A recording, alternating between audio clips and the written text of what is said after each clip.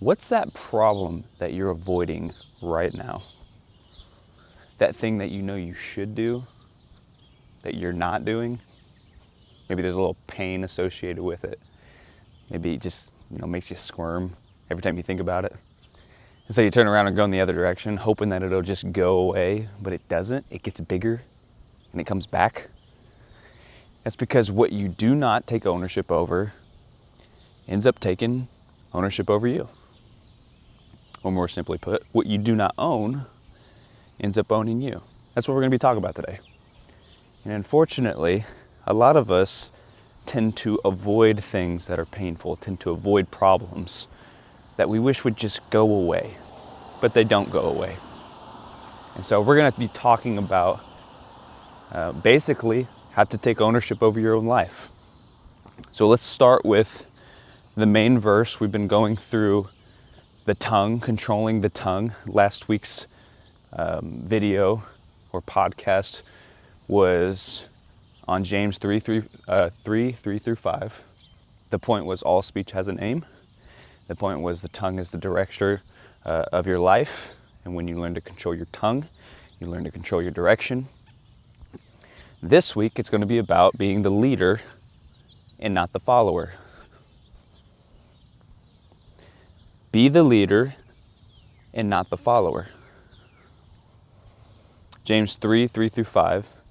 The point we're going to focus on is when we put bits into the mouths of horses to make them obey us, we can turn the whole animal. So what's a leader? Let's start with that. I've commonly heard leaders be called those with influence.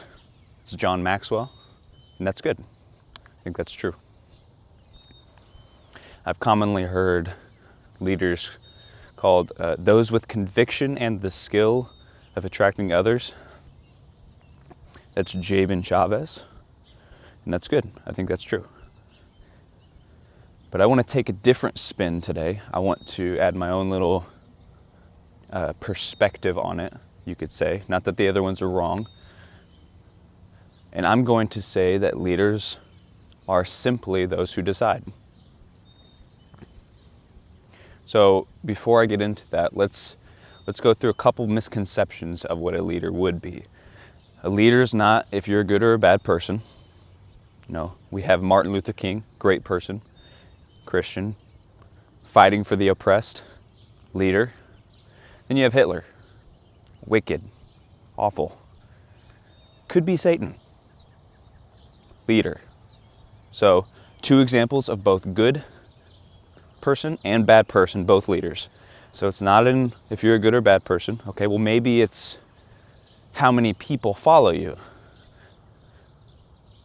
Well, that's not necessarily true either, because you could be Craig Rochelle leading 80,000 people in your church, or you could be you leading yourself.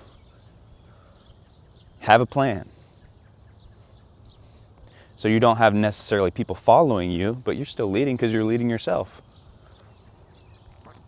So having a following would be like leadership at scale, but it doesn't make you a leader or not a leader.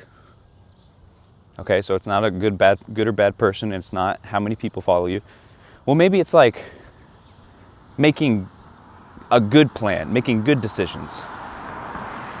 That's not necessarily it either, because you can have a bad plan and you're still leading. I'll tell you a bad plan. My buddy and I, Kyle, when we were in high school, we would sneak out after hours sometimes because we were hooligans. And we figured, the cops would see that we were younger and they'd probably pull us over. And so we came up with a plan. The plan was, when the cop pulls us over, I'm going to put my hands up like this, just right up in front of me, and act like I'm sleepwalking. And when the cop says, "Hey guys, what are you doing?" my buddy Kyle would say, "Oh, he's sleepwalking, and you can't wake up a sleepwalker. And so I've just been following him to make sure he's okay." That was our plan. That's a bad plan. You could even say that's a stupid plan, but it was a plan. And so I led him into that. So leadership is not even about good or bad plans. Okay? It's not about good or bad decisions. It's not about how good the plan is. So it's not about how good a bad or a person you are. It's not about how many people follow you. It's not about even good or bad decisions. Simply put, leadership is making decisions. That's it. When do you become a leader? When you decide. Why? Because you're making a plan. You're making a strategy. You're making a route. You're moving forward in a direction. You become a leader when you decide. And it's because what happens is you take ownership. You take authority over a situation. Right? When you take ownership over something, you put it under your authority. You take responsibility over it. And you say, you know what? This is my problem to solve. I'm going to move forward. And you start leading. You can think of it like this. You got two houses. One house is, it's like a little overgrown. It doesn't look like they're taking care of the plants. The weeds are grown up, and there's what they call volunteer trees. They just pop up places. They were never managed, so they're kind of strangling the house a little bit. There's trash in the front yard. They got stuff just overflowing their porch. It doesn't even matter what it is. It looks like they ran out of room in their house and it just went all over the yard. We all know the houses. And then they move out and somebody else moves in. And the new owner takes care of all the plants, cuts down the volunteer trees, makes sure the grass is nice and edged and all that, picks up all the trash. They don't have anything overflowing. In fact, instead, they have things designed. They designed the landscape in front of their house. They gave it some new paint, and they cleaned the gutters, switched the door out to make it like a more appropriate color. And then they put a fence up.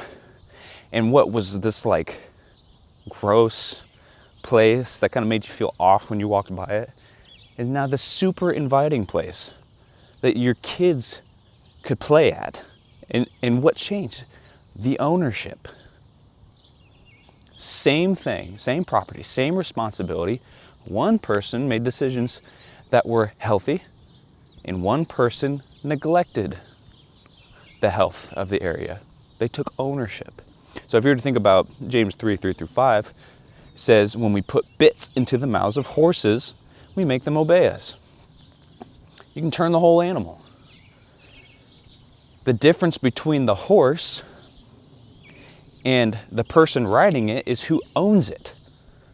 When you own it, you decide the direction. You can turn the whole animal. Leaders make decisions. They own the situation. They own the responsibility. They own the authority that's been given to them. And they make things hopefully better because of it. But at least they're directing the animal. See, the difference between you and being the owner versus the horse itself is if you take ownership. And it's your choice. It's your decision. You could be the horse or you could be the rider. And it depends on how much do you own where you're at. How much do you take on responsibility for where you're at? How much do you take on authority purposefully of where you're at? Do you make decisions? Okay, so if leaders make decisions, what are followers? Followers are not people that follow somebody else in an organization. That's not what I'm talking about. Good organizations do not have followers. Good organizations have an entire organization of leaders.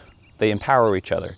Each one takes responsibility of their own area, and there's a chain of command. That is not what I'm talking about when I'm talking about follower. What is a follower? A follower is somebody who avoids decision making.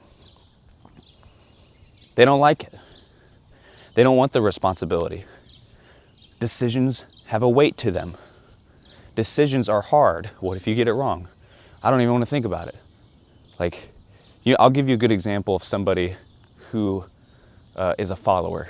I was working with a guy, and I was like, okay, this guy's smart.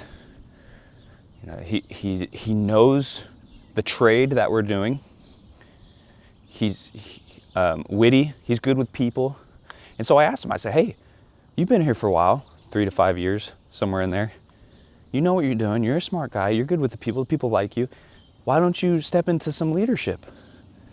And he thought for a second. He goes, I don't. It's just a lot of responsibility. I was like, oh, got it. Okay. You're lazy. You're just lazy. You could be useful to other people in this way. You have what it takes. I'm literally seeing it in you and saying you should do it, but you just don't want to. You know what I call that? I call that meh. Living that meh life.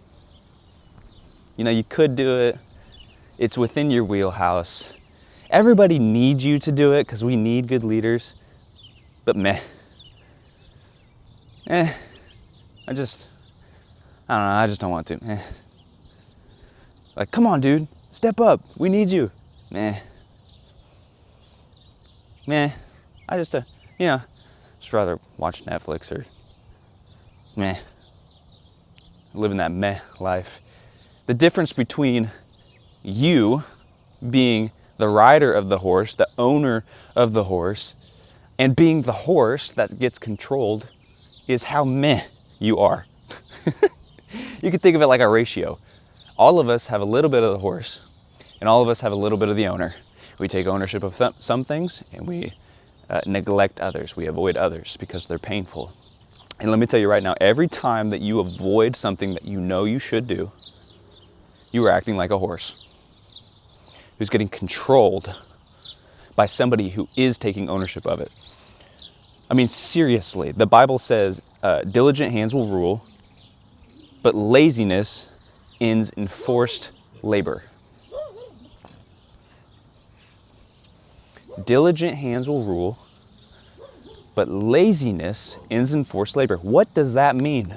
It means that if you're diligent, you take care of things, you're attentive to things, you pay attention to things, you're good with your hands, you'll rule.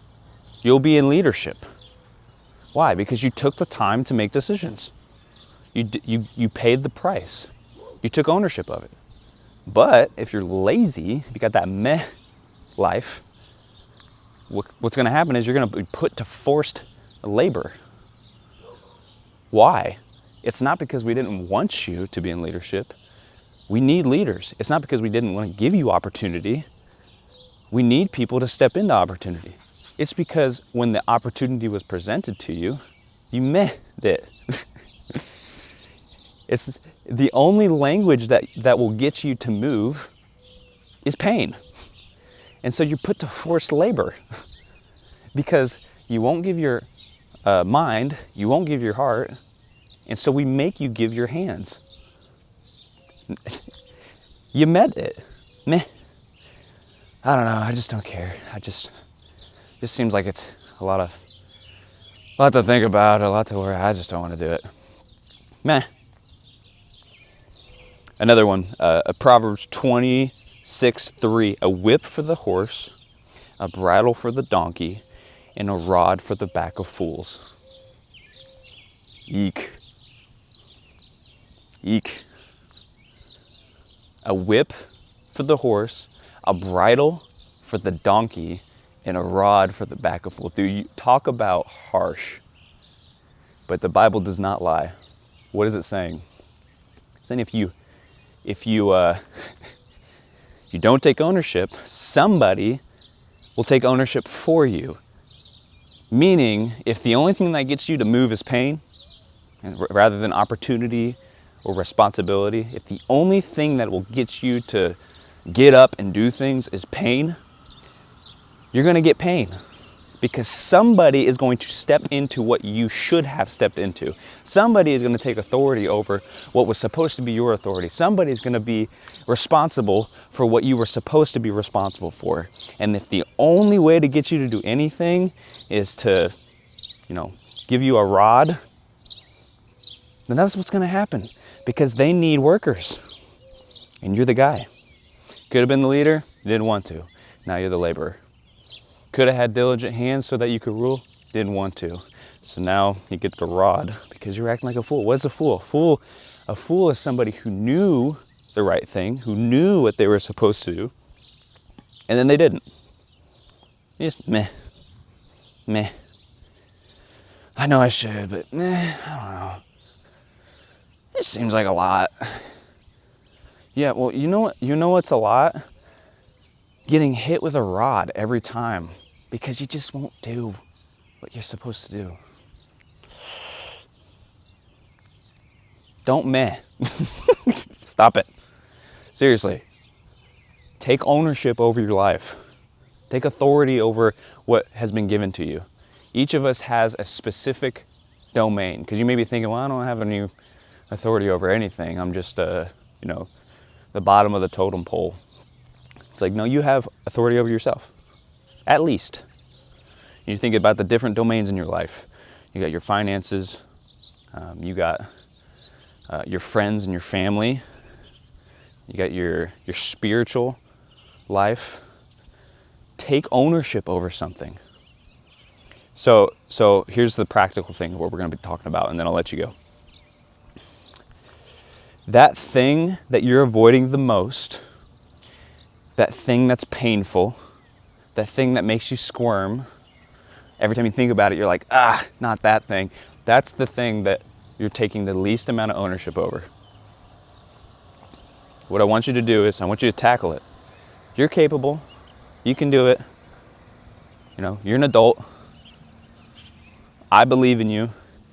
It's a choice. You want to be a leader? Step up. Make the decision. Take ownership over it. You can do it.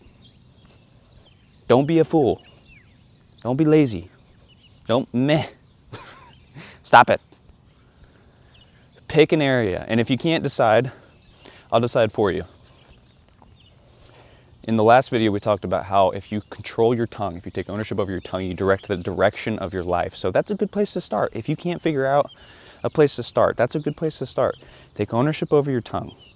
Just figure out what you're going to say. In the practical example of the last video was pick a win, something that you consider a win. If you did that thing, it would be, yay, I won. Pick that thing. And then write as many reasons as to why that's a win as possible. And then every morning, read the win out loud, and then read all of the reasons why. Very first thing. What that's going to do is going to orient your entire body into one direction. And since every day you're going in one direction, you'll get there. That's what happens when you control your tongue. That's one way to take ownership. It's one way to step into leadership. That's one way to take on responsibility and stop living the meh life. Okay?